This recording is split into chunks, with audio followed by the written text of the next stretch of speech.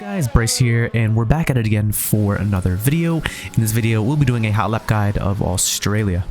Now, this is a pretty cool track located in Melbourne, and it is a pretty cool track. It's pretty much a street circuit without the walls, a lot of people say. And I'm not the best at this track. It's a bit frustrating, but it is a really cool and unique track. A lot of shadows on the track during races, so it's hard to see. Tire management can be difficult, and you really want to try to run a aggressive setup to really get nice rotation, but you still need to manage the tires for the race. So yeah, I'm going to show you guys basically a hot lap guide, and the setup will be down in the description, so make sure you guys do check that out down below. And yeah, let's get right into this video. So coming off the back straight, try to get a really good exit, breaking down into turn 1, braking right after the black box there, taking all of the curb on turn 1 and turn 2. You really need to utilize all of those curbs, DRS for this little short straight here. Braking after the black box once again, all the way down to third gear, just kissing that curb on the right hand side, bringing the car to the right to swing it back to the left, and using all the curb on the right. Don't want to unsettle the car. Back to the left, back to the right. It's all about getting good exits onto these little short straights here. Shortest line to this next corner after the black box, using all the curb on the right there, slow and fast. That was really key for this corner right here.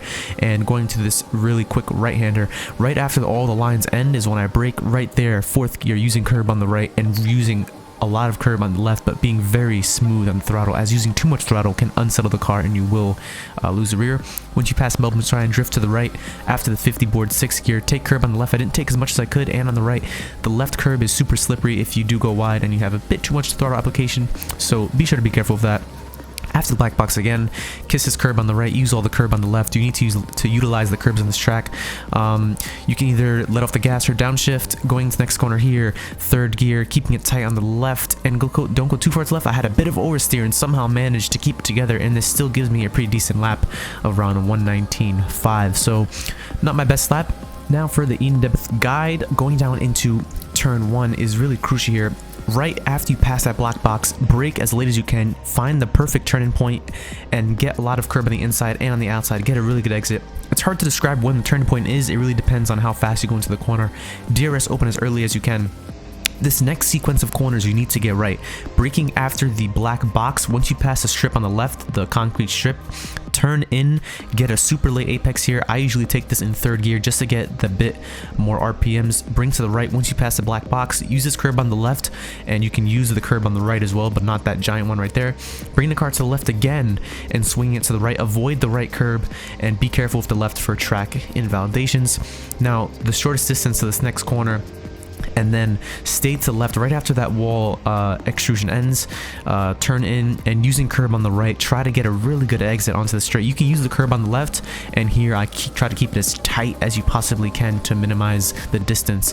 Once all of these 3 lines end, right after the car has gone over that, brake. Once you see the track kind of pull away from him on the left, get curb on the right, and also get curb on the left hand side.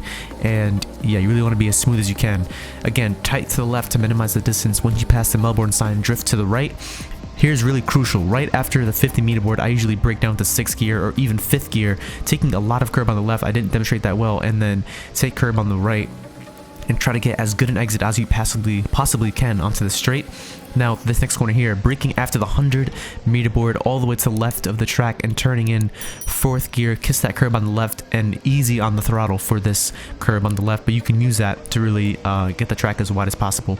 Once you pass the 50 meter board, I usually downshift and keep it really smooth through there.